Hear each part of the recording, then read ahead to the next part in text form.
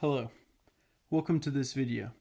I thought I would start it off with an inspiring quote from world-renowned author of Toxic Electricity, Steve McGee.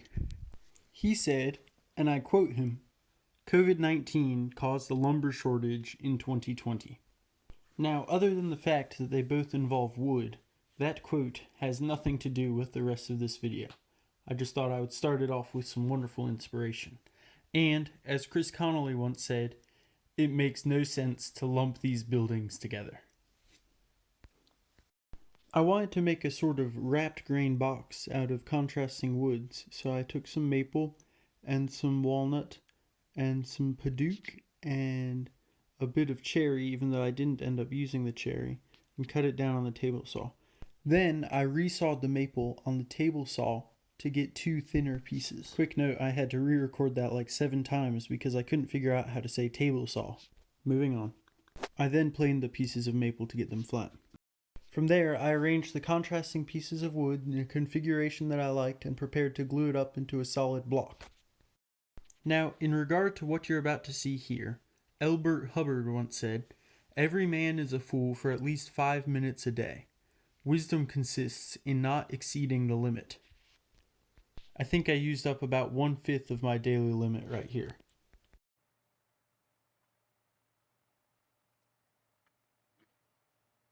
I spread the glue all around and then I threw the clamps on it and let it sit for a couple of hours.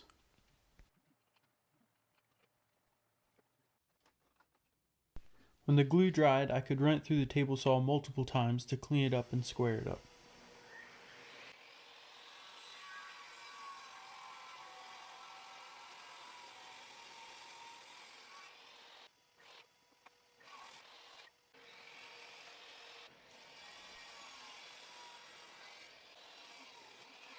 I then cut slices approximately 3/8 inches thick to use as the sides of the box.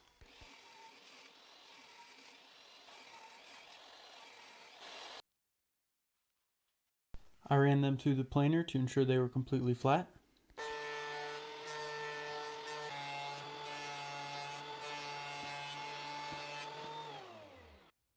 Luckily, this was a different day, so my 5-minute limit to foolishness had restarted, and as Josh Billings said, "Take all the fools out of this world and there wouldn't be any fun living in it, or profit."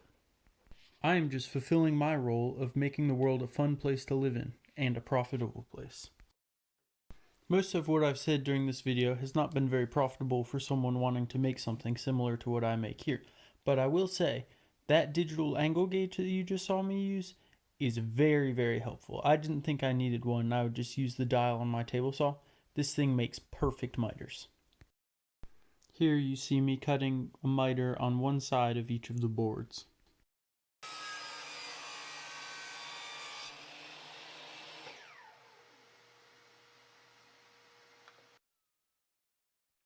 I then set up a stop block and cut the other side.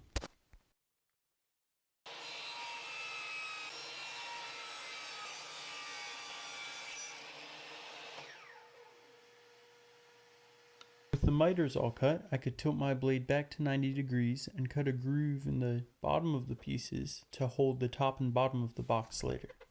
I promise this will make sense in a minute, just watch and enjoy. This is me cutting the groove that I promised. What I did is I cut a groove with the table saw blade, then moved the fence over to make the groove just a bit wider and ran them through again. And as you can see, it made a very snug fit. This was the most stupid idea of all time. Rather than using like a tape measure or a normal way of trying to measure the length of that groove, I tried to use my combination square because I thought it would look cooler and more professional in the video. I ended up making a proper fool of myself and it didn't work well at all. And since I've already shared a whole bunch of quotes about fools, I thought I'd just add one more that I just found. Edgar Allan Poe said, "I have great faith in fools. Self-confidence, my friends will call it." I then sanded what would be the inside of the box because it would be very difficult to sand it once the box has been assembled. I did a dry assembly thing, which is uncharacteristic of me, and I found out, much to my dismay, that the pieces I had cut for the top and bottom of the box were too small.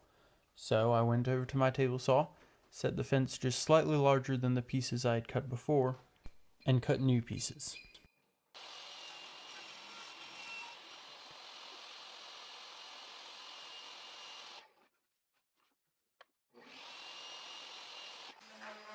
I sanded the new pieces, and then decided because I'd had problems with the previous go, I ought to do another dry fit. And I'm glad I did, because this time I made it too big and the miters wouldn't close. Luckily this was an easy fix. I could just trim off a little bit at the table saw and we were good to go.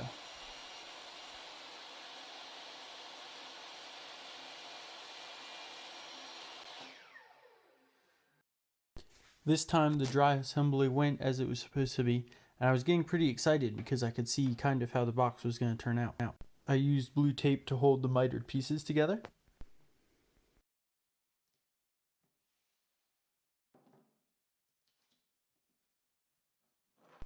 Flipped it over and applied glue.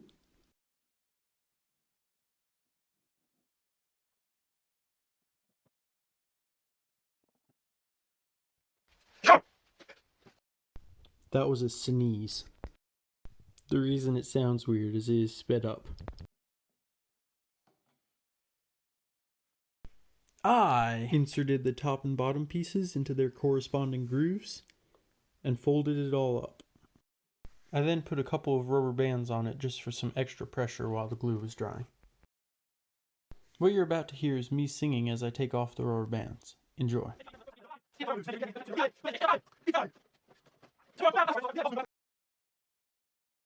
When I took the blue tape off, I was pleasantly surprised by super tight miters.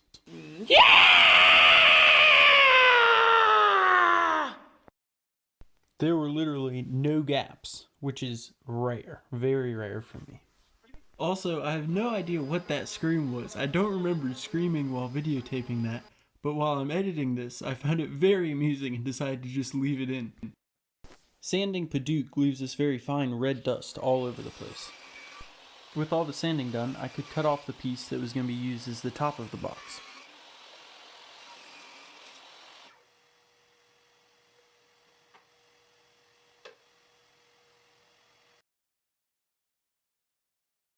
Cutting it on the table saw like that left a couple of rough spots that I cleaned up with the sander.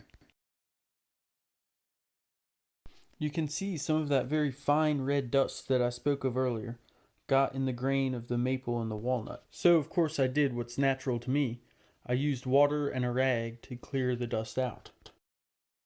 Then I had to sit and wait for the water to evaporate or go away or something. Once the water had evaporated or something, it was time to apply a finish. I used a blend of orange oil and beeswax. It's called Howard's Feed and Wax. It's very fancy, so fancy that I got a bottle of it for $11 at Home Depot. Rather than letting you watch this finish be put on in peace, I will bore you with yet another quote. This one's from Anthony somebody, and he says, "As time is always running, we should say that a clock has legs rather than hands." And now came the final step, attaching some hardware. I used these hinges and this little latch that I got on Amazon. They were pretty cheap, but I guess they would do the job. If I were to do it again, I would take more time and get better hardware, but I'm not complaining. It turned out alright. It did take some time, though, to get all the adjustments and things in place, but in the end, it worked just fine. Here it is, and I thought I would leave you with this inspiring quote from Michael Bassey Johnson. "Some people don't have a real love for bananas. They only eat it because of the wonders they believe it performs." This confused me because I do frequently eat bananas, but I don't have a real love for them, and I also don't believe in the wonders they perform. So why do I eat bananas? Yarr!